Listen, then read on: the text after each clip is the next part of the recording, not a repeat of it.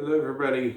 I hope you're all doing well under the circumstances.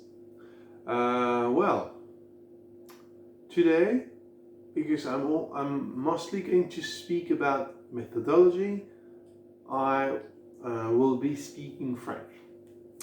Ok, alors, donc les points de la journée. Déjà, la première chose, c'est que je constate qu'il y a... alors, il y a peut-être un petit peu plus de retard, mais je constate qu'il y a quand même moins d'investissement dans les retours. Donc de moins en moins de travaux fournis.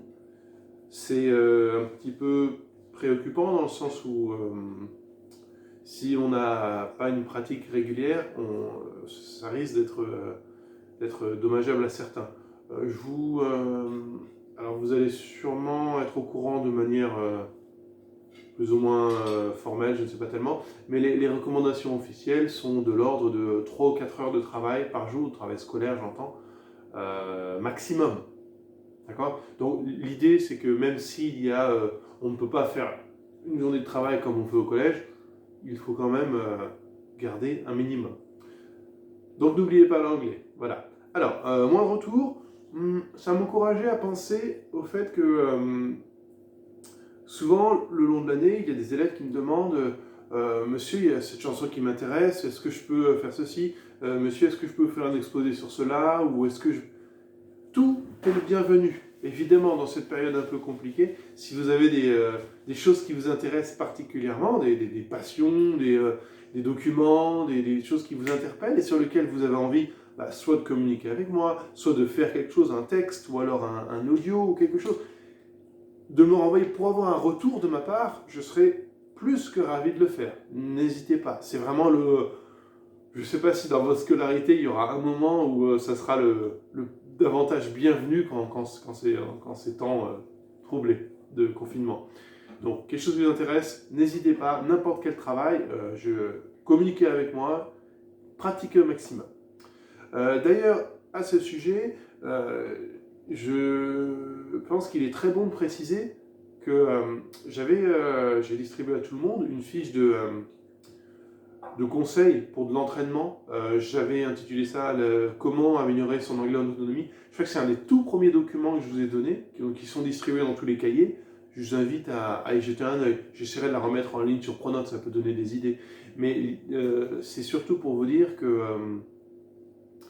améliorer son anglais tout seul en autonomie, c'est tout à fait possible. Alors, c'est de l'entraînement, c'est de la... Oui, mais tout est bon à prendre. Je pense que vraiment, étant coincé chez vous, comme tout le monde, il est plus que jamais nécessaire d'essayer de développer cette autonomie-là. Donc, fiche du cahier de début d'année, jetez-y un œil.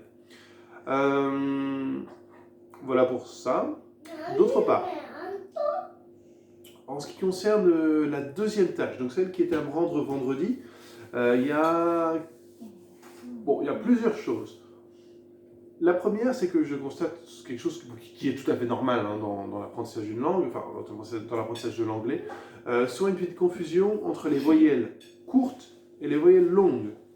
Par exemple, pick, peek, pick, je choisis quelque chose, d'accord? I'm going to pick a new Pokémon. Pick your Pokémon. Pick, P-I-C-K, je le prononce de manière très courte. Pick, pick, pick. Ça ressemble presque au E en fait, mais ce n'en est pas un. Dans tous les cas, il est court, c'est ça qui est important. Pick, pick. Première chose, première catégorie de voyelles en anglais. Soit c'est court comme ça, pick, pick. Ou alors c'est long. Peak. Today I'm going to the peak of the mountains. The mountains peak. Peak, P-E-A-K. Bon, peu importe l'orthographe, mais ici, vous voyez, j'espère que vous entendez la différence. Pick, peak. Pick, peak.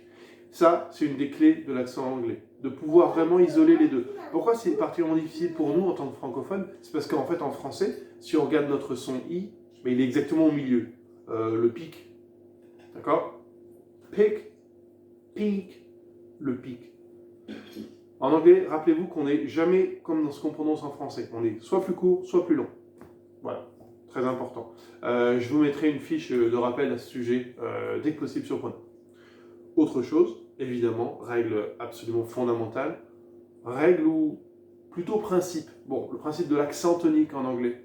Vous savez qu'en anglais, au contraire du français qui est une langue syllabique, d'accord, tout ce que je dis, c'est à peu près sur le même ton. Évidemment, en fin de phrase, je vais avoir envie d'accentuer. Bon, ouais.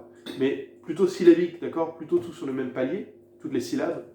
En anglais, non. En anglais, c'est tonique. À l'échelle du mot, si je vous dis banana, I'm going to eat a banana today. Banana, banana, il y a 3 syllabes. Évidemment, la deuxième est beaucoup plus accentuée. Si vous n'accentuez pas la bonne syllabe sur le mot, eh bien, on ne comprend pas vraiment. En fait, c'est vraiment capital en anglais. Même plus que le son en tant que tel. C'est là où est l'accent sur le mot. Donc, banana,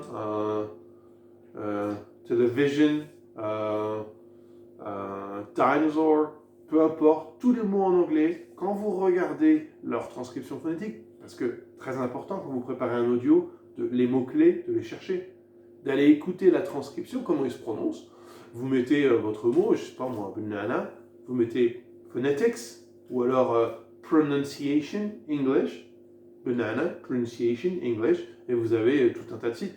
Je vous ai en général, moi, donné celui de Cambridge, qui bon, marche aussi bien qu'un autre, mais il y a un petit truc où on peut cliquer et ça vous donne quelque chose. Donc, cherchez les mots clés que vous faites avant de préparer des audios, c'est extrêmement important, ou avant des présentations orales. Mais donc, pour revenir à l'accent tonique, absolument capital. Quand vous apprenez un mot, apprenez également la prononciation du mot en même temps. Où est-ce qu'on met l'accent dans le mot? Parce qu'il y en a toujours un, sauf si c'est un mot d'une syllabe, évidemment. Donc, accent tonique à l'échelle du mot, banana, on accentue la deuxième syllabe. Mais aussi accent tonique à l'échelle de la phrase. Do you speak English? Do you speak English? J'accentue speak et English. Parce que pourquoi? C'est ça qui est important au final. Le reste, bon, pas tellement. Extrêmement important en anglais. Donc, à l'échelle de la phrase, quand on est dans une phrase, eh bien, il y a 2, 3 mots, un mot qui sont plus importants et qu'on prononce plus. Et d'ailleurs, qui peuvent changer. Si je dis par exemple de manière assez standard, Do you speak English? Oui, je vais accentuer speak English parce que c'est le plus important. Mais si je parle à quelqu'un vraiment, et j'ai envie d'accentuer le fait que je porte l'accent sur lui et que je me demande si lui vraiment parle anglais, je vais dire Do you speak English? Bon, pas très naturel, mais vous voyez l'idée. Si par exemple, what's your name? What's your name? What name? C'est tout ce que j'ai besoin d'ailleurs. What name, on comprend. Évidemment, il y a une langue derrière, donc il y a tout un système. Mais what name sont accentués. Mais si je demande à une personne en particulier, j'ai oublié son nom et j'ai vraiment envie de lui demander Oh, by the way, what's your name? I forgot. Vous voyez, on accentue ce qui nous intéresse, mais on accentue toujours quelque chose. On accentue ce sur quoi on veut faire porter l'accent. C'est très logique en fait, comme système. C'est absolument logique, mais c'est une autre logique que notre logique francophone. Très important. Je vous mettrai également quelque chose sur Pronos dès que possible. Donc chercher la phonétique, j'en ai parlé, c'est important. Chercher la phonétique des mots importants. Aussi, autre chose. Ça, je ne vous en ai pas parlé encore, je crois, en classe, mais ça me semble être un conseil qui est valable en anglais, dans la matière anglais, dans la classe d'anglais, mais aussi dans toutes les matières, aussi en général dans la vie. Par exemple, je vous demande de faire un audio, donc là je suis toujours dans le feedback de l'audio de vendredi, et je vous demande de faire un audio, donc quelque chose, une réflexion par rapport à un document, par rapport à une question, par rapport à un point. Bon, ce qu'il faut que vous fassiez, c'est toujours, dans n'importe quel exercice, essayer de dire quelque chose. Ça paraît tellement évident, mais en fait, il faut y revenir. C'est-à-dire que vous êtes dans un exercice scolaire, vous le faites, d'accord? Bon, mais au final, n'oublions pas que l'anglais, c'est une langue, donc c'est un outil de communication. Et donc, communiquer, c'est qu'on veut dire quelque chose. On a en nous quelque chose qu'on veut communiquer à l'autre. Donc, il faut se forcer à trouver un intérêt à ce qu'on fait. Alors, des fois, c'est difficile de trouver un intérêt, j'entends bien, mais l'idée, c'est de vraiment trouver quelque chose qui nous intéresse un peu plus, quelque chose un peu plus intéressant. Pourquoi pas essayer de trouver quelque chose, un angle humoristique, ou peut-être un angle un peu plus de provocation, ou alors un angle, peu importe, mais qui personnellement vous intéresse. Et cet intérêt-là, essayez de le transmettre à l'autre. Toujours. Si par exemple je prends ce qui était à faire pour vendredi, qui n'a pas été beaucoup fait, Why are we still fascinated by medieval legends today? Bon, c'est clair que dit comme ça, sans réflexion, ouais, c'est dur de se lancer dedans. C'est pour ça qu'il faut essayer de décomposer la phrase, rentrer un peu dedans, la décortiquer, regarder à l'écrit. Bon. Et ensuite, trouver un angle d'attaque. Et c'est ça qui est important. C'est-à-dire que, en quelle mesure vous pouvez trouver quelque chose qui, dans votre sphère à vous, dans votre sphère culturelle, dans ce que vous connaissez, parce que vous connaissez tous des choses, énormément de choses. Vous connaissez tous des choses que moi je ne connais pas d'ailleurs. Creusez dans toutes vos connaissances, tout ce que vous savez, et essayez de trouver quelque chose qui peut être intéressant à communiquer, peut créer un besoin. C'est-à-dire que j'entends, ah, oui, c'est pas mal, ah d'accord, ok, pourquoi pas. Ah non, ça je suis pas d'accord, mais tant mieux. Si vous dites quelque chose et votre interlocuteur n'est pas d'accord, tant mieux. C'est une excuse pour pouvoir justement utiliser la langue, s'en servir, et à partir du moment où on s'en sert parce qu'on en a besoin, on n'est pas juste dans l'exercice forcé, etc.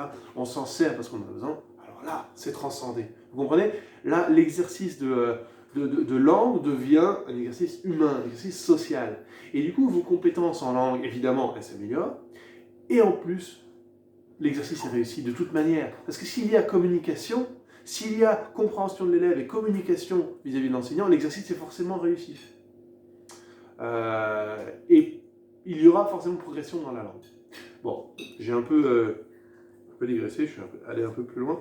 Ma femme me dit toujours de rester en dessous de 5 minutes pour les vidéos. Bon, aujourd'hui on a un peu dépassé, c'est pas grave. Ça j'en ai parlé. Bon, j'ai à peu près dit tout, bon, je vais raccourcir un peu. Reste évidemment les exercices du jour. Alors aujourd'hui, lundi, donc je vais demander à tout le monde de faire quelque chose d'assez classique. Un exercice de compréhension orale. Donc je vous ai donné la fiche sur Pronote, tout est dessus. Il y a 3 exercices. C'est 2.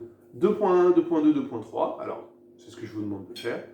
Il y a un audio associé.